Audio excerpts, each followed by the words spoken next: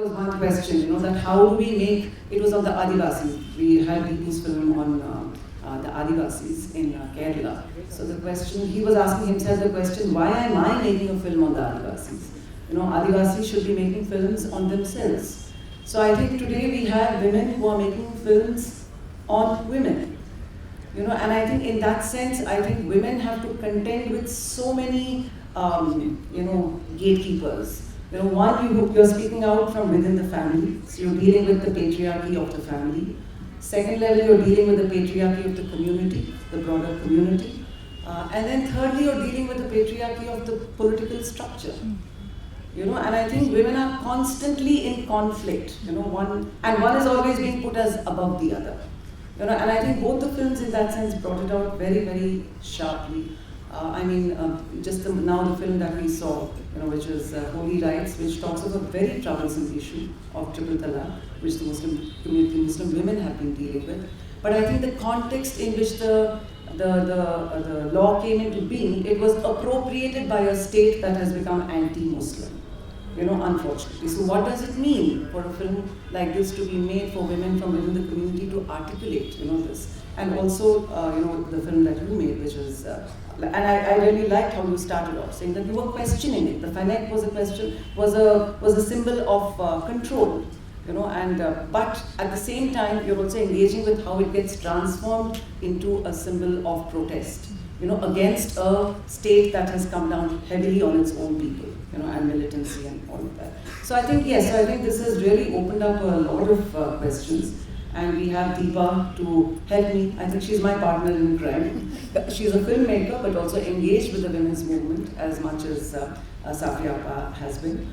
So I think I really look forward to a very engaging discussion. I was just wondering whether, since the film has just been seen, Holy Rights, and I know many people have been, responding to it. I think perhaps it would be good to take a few questions.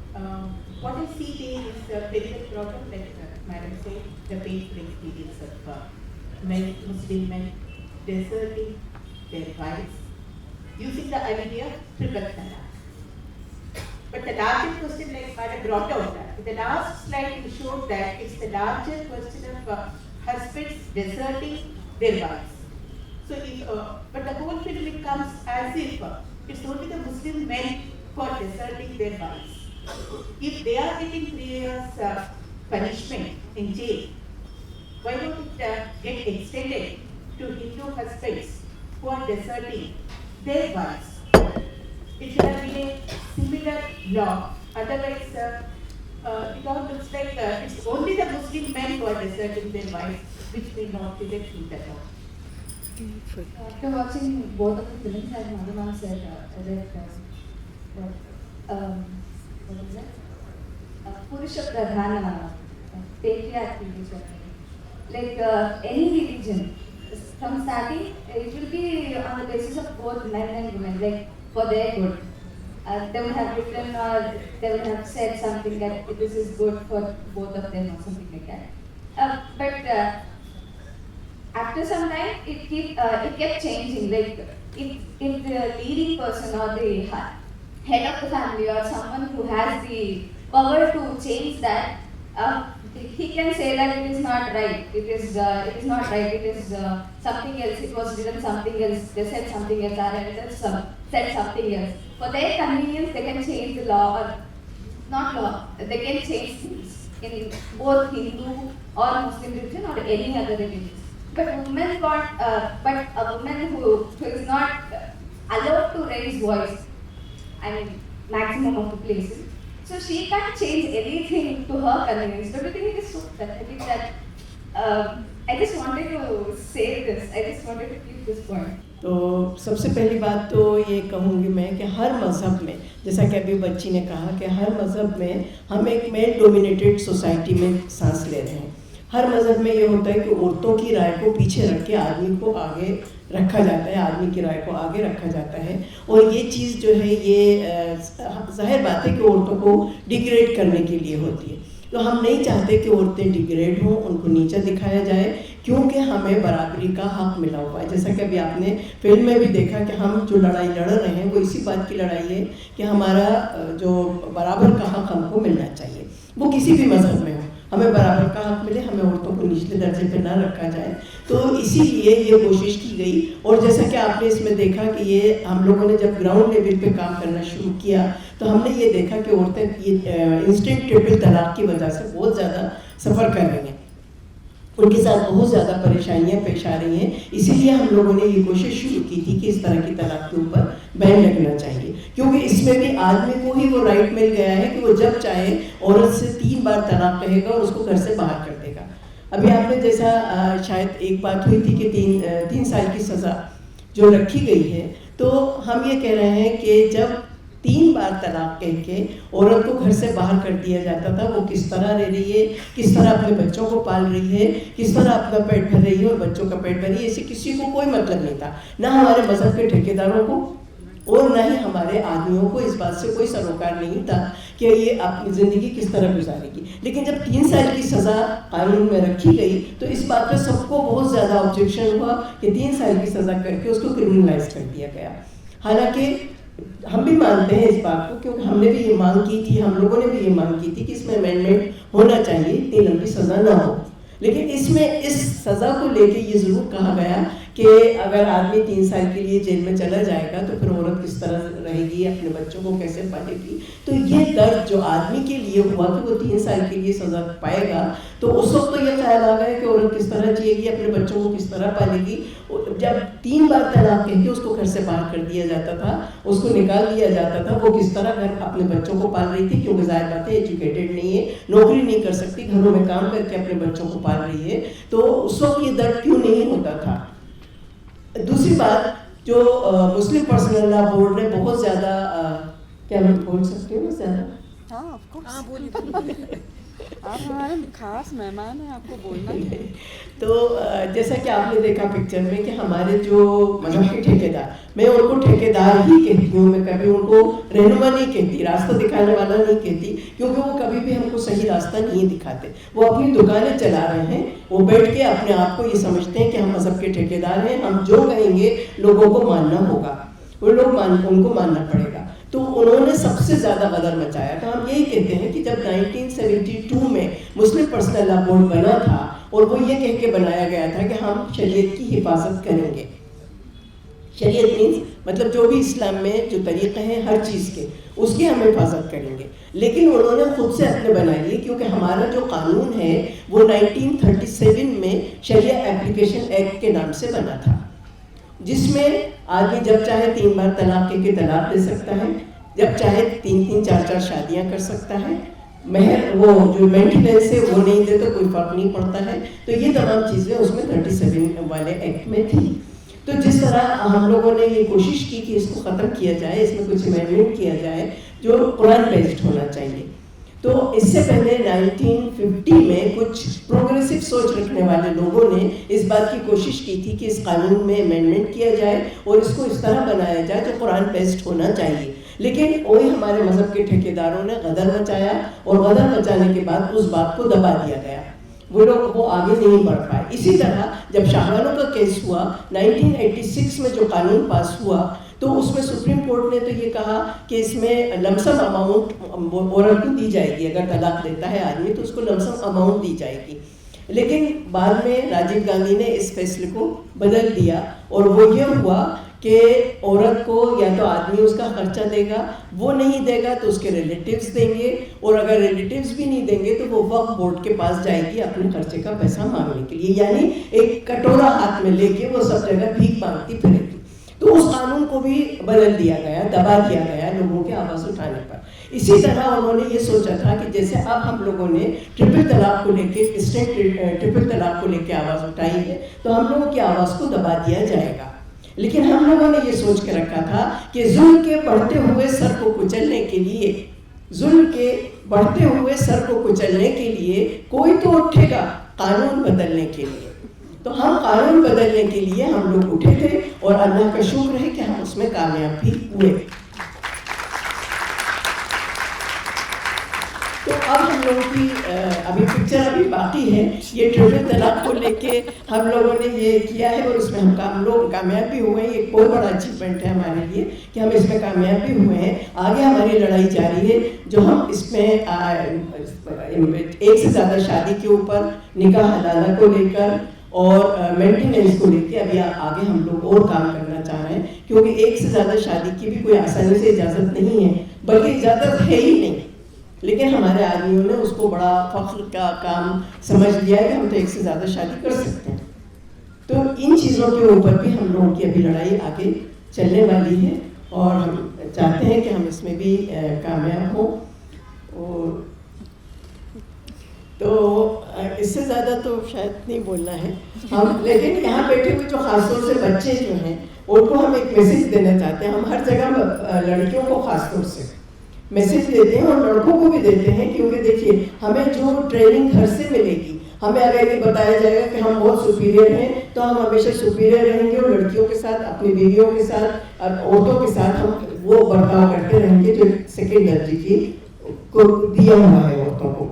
तो हम एक message देना चाहते हैं, वो सबके लिए है कि पहले हमारी हालत ये थी कि हम अपने कुछ कामों के लिए दूसरों पे डिपेंड करते थे।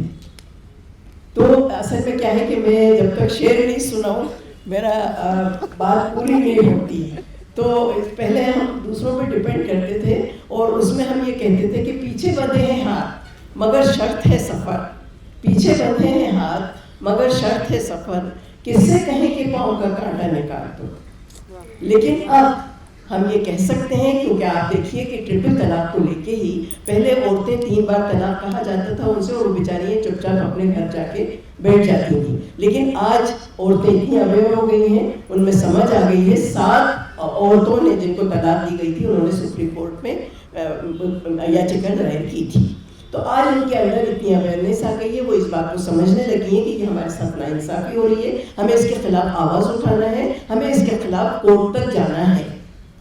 तो अब हम इस काबिल हो गए हैं, क्योंकि ये आदमियों को ये वो था ना, ये जोन, ये दावा, ये गुमा आदमी छोड़ दें कि हम ही सब कुछ कर सकते हैं, हम ही अक्लमंद हैं। अच्छा हाँ, मुस्लिम पर्सनल लॉ बोर्ड ने ये वाली बात भी कही थी कि आदमियों के पास अक्ल ज़्यादा होती है, वो ज़्यादा समझदार होते हैं, इसलिए उनको तलाक का हक दिया गया है कि वो सोच समझ के तलाक देते हैं। औरतों बेचारियों के पास अक्ल नाम की कोई चीज़ नहीं होती।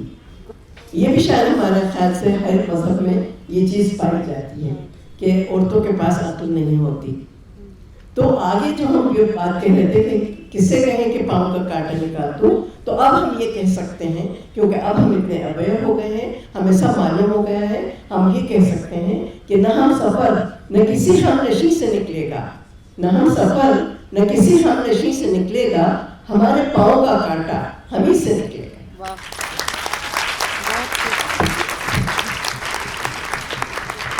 Try translating her shairi. Try.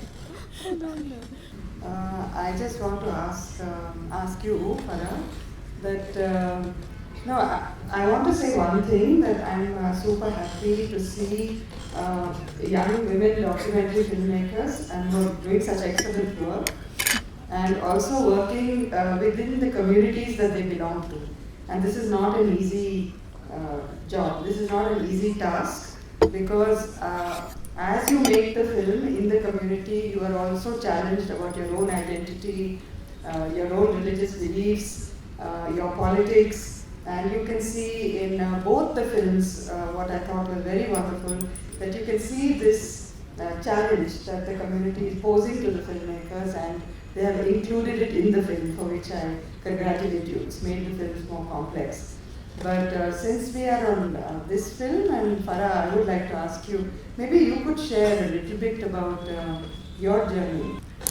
The thing is, the reason I wanted to make a film where I could explore specifically Muslim personal law, it's not, though the film started in 2014, but the entire process, the experiences that I had, which I have seen in close proximity in family and in extended family, and sometimes in neighbors. So those stayed with me. And there were several incidents, but to quote one which is like I can still very vividly remember the visual of it. So I think that time I was in class 5th or 6th.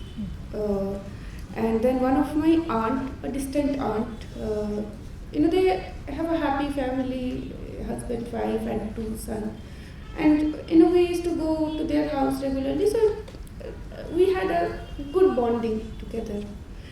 And one day in the morning she came and the entire get-up was not proper. I didn't see her like this on the road. And her sari was like here and there, and she was so devastated.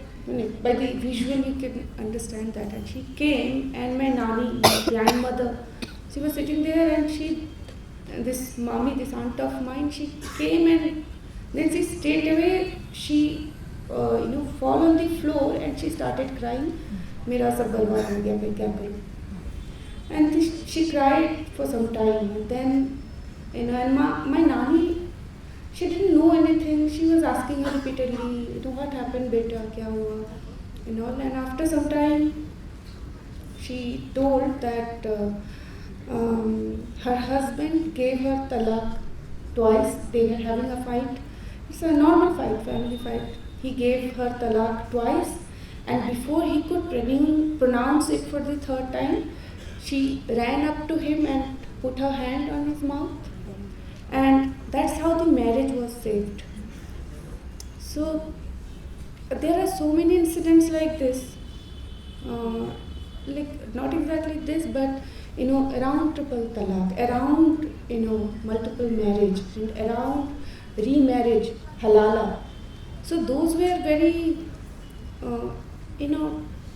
very disturbing for me. And I think as a storyteller, as we chose this medium of documentary. And when I got to know that few women are getting trained as a Qazi from a friend, and that's when I felt that this is something I need to explore. There may be many things which I'm not completely aligned with the idea,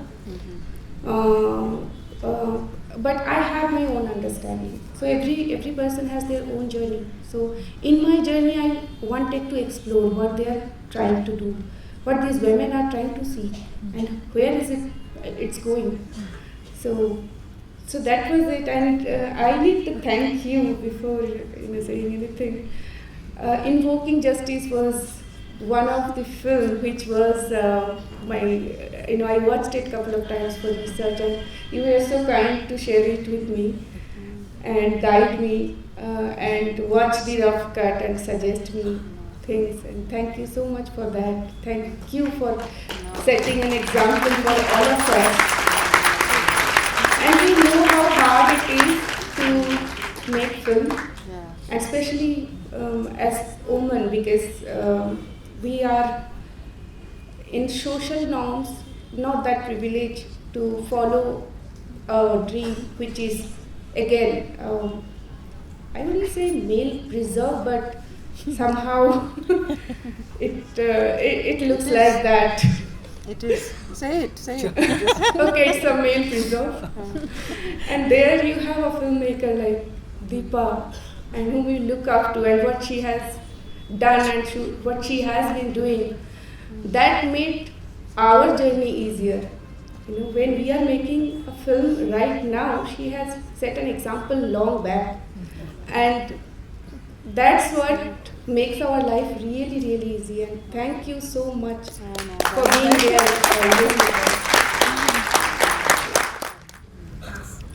And if I can add a little more. So independent filmmaking is very difficult, and especially documentary. We don't have fund and all that. But we had a wonderful team, without whom we wouldn't be sitting here and talking to you all. So I really want to thank all of them. And Priyanka is here with me, and without Priyanka, I wouldn't have completed the film at all.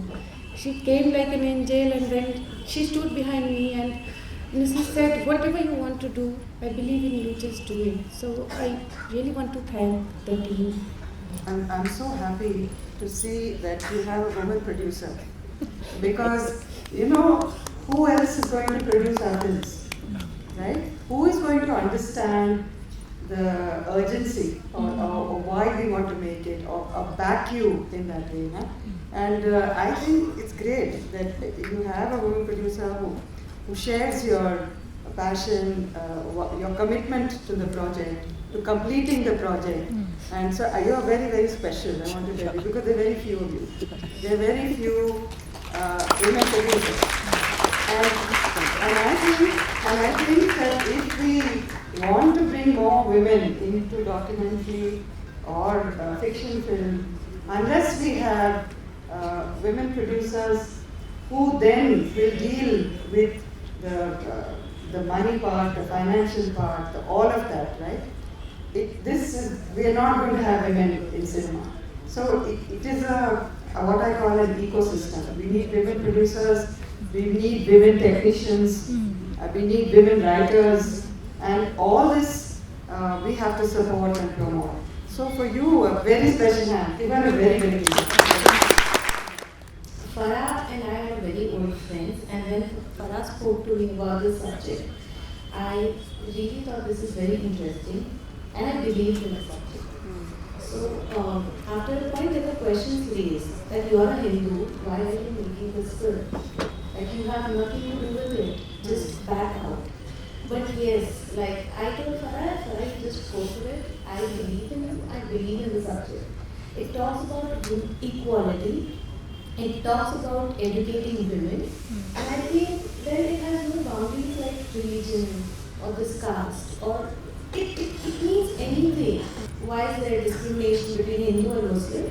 I think when it comes to educating women or telling women about their rights or educating about their rights, all these questions will be solved. When I went to Bhopal, yeah, absolutely. When I went to Bhopal and I heard the stories, how Kajis, like she calls Thekedar, how they question her and the way she answers it back.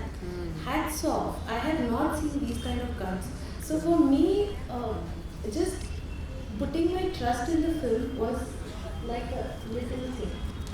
Okay, her question is that she is working with, different communities, including the Muslim communities, and she sees that a lot of they get married at a very young age, and then they have they have children. By the time they're 23, they have some 3 or 4 children. How do you motivate, them to kind of study and to think is the question that she is asking.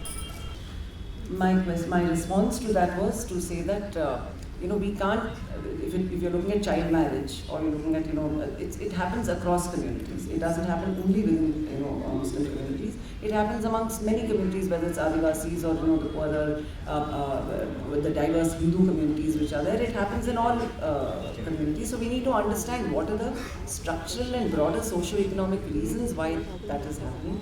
Yes, within communities, each one has to, evolve their own strategies. But it is a general problem. So we shouldn't get into why is it happening only within some communities. So I don't know if anybody else wants to take that up and respond. Farha, there was a question from you, ma'am. You asked why in this film we have shown Muslim men in a bad light. The reason in this particular film we were dealing with triple talaq, which is directly related to the Muslim community, but there was absolutely no such intention because patriarchy exists everywhere, across religion, and it's not that only Muslim men are bad or Hindu men are bad. The practice, the societal structure, and in which they practice in a certain way, which is demeaning to women. In whatever community, whatever place you go, you'll see this everywhere. So it's not specifically about this religion or demeaning this particular religion or its people. It's just an understanding we need to grow within ourselves. Muslim women have also right about divorcing the husband, Kula. I didn't saw any subject on that in this film? Khula. Khula, about Khula. Khula needs a different film. देखिए इसलिए नहीं आया है क्योंकि जो हम लोगों ने जब काम शुरू किया था तो हमें ये पता चला कि औरतों को सोते में तलाक दे दी, सो के देर से उठी तो तलाक दे दी, उसके बाद अच्छे नहीं थे तो तलाक दे दी, या पहले वो नज़र उसकी कमज़ोर नहीं थी लेकिन बाद में चश्मा लगाने लगी इसलिए तलाक दे दी। तो ये तमाम चीज़ें देखने के बाद हमने इस बात को शुरू किया था, लेकिन इस खुला के ऊपर भी हम लोगों का काम चल रहा है क्योंकि यहाँ पे जो काजी बैठे हुए हैं ना ज़्यादा में, काजी मीन्स जज, तो वो जो बैठे हुए हैं वो ये कहते हैं जब कोई औरत खुला लेने जाती है तो उससे ये कहा जाता है कि जब तक तुम्हारा हस्बैंड परमिशन नहीं देगा तुम खुला नहीं ले सकते। तो क्या मतलब हुआ कि औरत को जबकि अल्लाह ने उसको हक दिया है कि वो खुला ले सकती है, लेकिन उसको काजी और मुफ्ती उसको इजाज़त नहीं देते कि वो खुला ले ले। तो हम लोग इस बात के लिए भी कोशिश कर रहे हैं कि औरत को भी बगैर किसी परमिशन के उसको भी खुला लेने की ज़रूरत पेश आए। हमारी फिल्म में जो नहीं है खुला का जिक्र, उसकी वजह ये है कि पूरा कंसंट्रेशन जो था हम लोगों का सिर्फ इंस्टेंट ट्रिपल तलाक पे था, जिसको लोगों ने गलत रंग भी दिया कि अगर तलाक, जैसे मुस्लिम पर्सनल लॉ बोर्ड ने कहा कि अगर आदमी अपनी औरतों को तलाक नहीं देंगे तो उनको कत्ल कर देंगे। और इसके अलावा जो सबसे खास बात मुस्लिम पर्सनल लॉ बोर्ड ने कही, जिसने उसमें आदमी का कैरेक्टर दिखाया, जिसमें उन्होंने ये कहा कि अगर वो एक से ज़्यादा शादी नहीं करेगा तो वो दूसरी औरतों से नाजायज़ ताल्लुक़ कायम रखेगा। तो ये चीज़ जो है ये कितनी मतलब अपनी बात को वो करने के लिए, जबकि उसकी मुस्लिम पर्सनल लॉ बोर्ड की कोई लीगल वैलिडिटी नहीं, इनकी कोई बात मान, जैसे और ऑर्गेनाइजेशन बन जाते हैं इसी तरह उन्होंने भी एक ऑर्गेनाइजेशन बना दिया। लेकिन हमारा, जैसा कि पिक्चर में भी आपने देखा, हमारा कहना यही था कि जब मुस्लिम पर्सनल बोर्ड मुसलमानों के लिए बना है तो क्या सिर्फ आदमियों के लिए बना है, उनके हिमायत करने के लिए बनाए कि आदमियों ने जो कह दिया, क्योंकि आदमी ने जाके कहा कि मैंने अपनी बीवी को 3 बार तलाक दे दी, क्या तलाक हो गई? जैसा आपने पिक्चर में देखा कि वो आदमी किसी तरह तैयार नहीं था इस बात के लिए कि नहीं, मैं नहीं मानूंगा कि तलाक नहीं है। तो ये हमारे मजहब के रहनुमा जो है वो जब जाके कोई आदमी कहता है, जबकि इसमें ज़रूरी है कि काउंसलिंग होनी चाहिए, दोनों को बुला के समझाने की कोशिश की जाए और उसको ख़त्म करने की कोशिश की जाए कि तलाक ना हो, क्योंकि हमारे मजहब में ये समझा जाता है कि तलाक सबसे ख़राब काम। तो इसलिए हमारी जो पूरी कोशिश थी इस फिल्म में जो आपने देखा सिर्फ तलाक के बारे में, तो उसकी वजह यही थी कि हम इस तरह की तलाक को ख़त्म करना चाहते थे। और जैसा अभी मैंने आपको बताया था कि अभी लड़ाई जारी है, अभी बहुत से मुद्दे आ रहे हैं। कम उम्री में शादी का मुद्दा भी हम लोगों ने उठाया है कि शादी भी कम उम्री में नहीं होनी चाहिए। Sonia is a filmmaker who inspired me in many ways. I had seen your film Bloody Funny, I think 4 years back in Kolkata, and I still remember the visuals so, with detail. That's the impact your film had left for me, and I really wanted to know what was your idea and what are the things that you have faced, because you raised an issue and which is you are questioning patriarchy, you are questioning state, and how did you make it and what was the process? Farha has been very inspiring to me because her film Holy Rites was actually screened in Manipur. And I was really inspired. I was very inspired. Like, I wish I had the chance to actually talk to Farha at that point in time. I was like, wow, yeah. I wish. It's actually, I feel at that time that it's very important for the directors to be present after the film. It feels very different. So sometimes I feel very lonely at home, in the sense that there are only hardly 2 filmmakers, hardly 2 women filmmakers in Manipur. And when I come to such places, it gives me immense courage to continue making film, actually telling stories. Whatever camera, whatever phone camera you have in your hand, you should keep making stories and keep telling stories. I don't know how to locate myself in this very space. I don't know how many people will understand the kind of place I was born and brought up. I belong to Manipur, one of the most disturbed, conflict-ridden place where for decades people are actually fighting for self-determination. People have taken up arms and they are actually fighting for self-determination against the Indian state. And at that very space, that very conflict-ridden, disturbed place, how are we trying to find our own language as women is also very important to me and to my own people. So I was really small. I was in I was in second standard. Okay, so one day I was washing this panik. Okay, then my mom said, "Don't wash that panik and don't show that panik. Your dad is going out for office. It will bring bad luck to him." So that remained stuck in my mind. And at the same time, when we actually get a chance to wear panik, we feel complete. As you have seen in the first sequence of the film, that two girls are actually admiring each other, looking at each other and admiring, "Oh, you're wearing this panik, you look beautiful, wow." So we have this sense of pride when we wore panik, and we feel that we have entered the stage of that womanhood. So we love this attire so much, and all of a sudden, it became a bad luck. And after that, after some time, I reached 12th standard, then somebody imposed panik. This was all happening with me in my life when I was experiencing, when I was reading, when I was growing up. And 2004, an alleged ex-insurgent, her name is Manorama, she was raped by the army and killed. Her vagina was shot by bullet. There were gunshots in her vagina. And all of a sudden there was a nude protest in Manipur that actually shook the whole India. The naked protest in front of Gamana. Women started stripping themselves. This I was witnessing, and after some time, in fact, before that event, that very theatre play where Savitri was stripping herself, that play was written by Mahashweta Devi.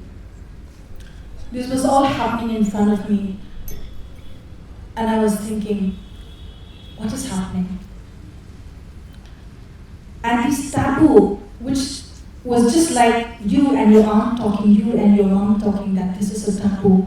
It was just something like flowing in our mores and cultures, but we never knew that. We couldn't catch hold of it. But how it became a language is, I don't know, I have no answers. So there are things you can say, there are things you can touch, but there are things you cannot touch. But can we actually capture those and tell them through the stories? So I started thinking that these are all happening in my life. It's all scattered. Can we actually collect it and actually make it kind of a, it's a kind of a, consciousness streams, but can we actually collect it in a film? That happened in Bloody Panik. So I have so many questions. There were so many things we were negotiating in a space filled with conflict. And this very taboo, which was happening within the family, how it became a language of protest where women are stripping themselves on the road. Women are actually hanging panik on the road and started saying that we resist this. So nobody was noticing it. I was like, somebody has to do it. So that is how I actually collect all those things which was happening in my mind, which was happening in front of me when I was growing up. That actually came together. That was my little attempt to came together in a film called Bloody Panik. So that's all I have done. So my question is, how do you feel about the right wing, the Hindu right wing hijacking the triple talaq issue? Because this is a thing that you fought for years, but when the Supreme Court judgment was passed, was VHP and RSS celebrating with drums on the street like they won a victory. So how do you feel about the Hindu right wing hijacking the issue? That's my question. देखिए, ये हम लोगों के लिए जो हमने अपने movement बनाया है उसका नाम रखा भारतीय मुस्लिम महिला आंदोलन। हम अपनी भारतीय लफ्ज़ जो हमने इस्तेमाल किया इसके ऊपर भी लोगों को बहुत ऑब्जेक्शन हुआ था कि हम भारतीय लफ्ज़ इस्तेमाल किया, इसका मतलब ये है कि हम किसी खास पार्टी से हम जुड़े हुए हैं। हालांकि हम लोगों ने जो भारतीय लफ्ज़ इस्तेमाल किया था वो सिर्फ इसलिए किया था कि हम भारत में रहते हैं, इसलिए हम भारतीय हैं। वो मुस्लिम हैं या किसी भी मज़हब से ताल्लुक़ रखने वाले हैं तो वो भारतीय हैं।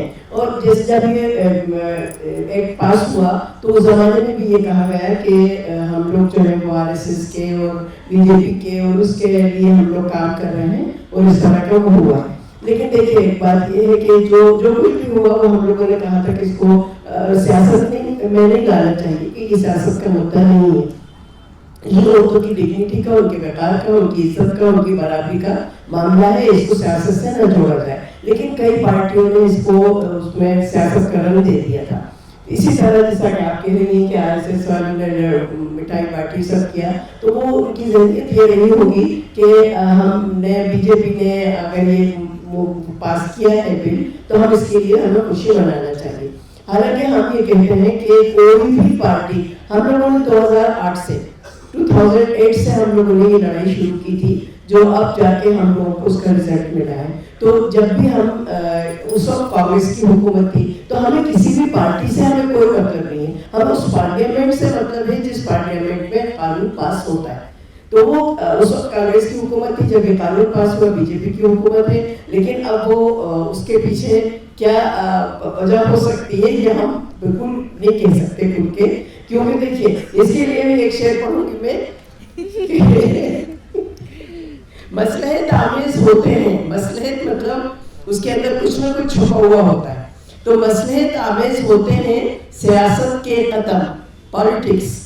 تو مصلحت آمیز ہوتے ہیں سیاست کے قدم, تو نہ سمجھے گا اسے, تو ابھی انسان ہے. تو ہم صرف انسان ہونے کے ساتھ سوچ سکتے ہیں, یہ نہیں سوچ سکتے کہ RSS نے مٹھائی پارٹی یا کسی بھی پارٹی نے کچھ اس کی مخالفت کی تو اس کے پیچھے ان کا کیا سوچ تھی.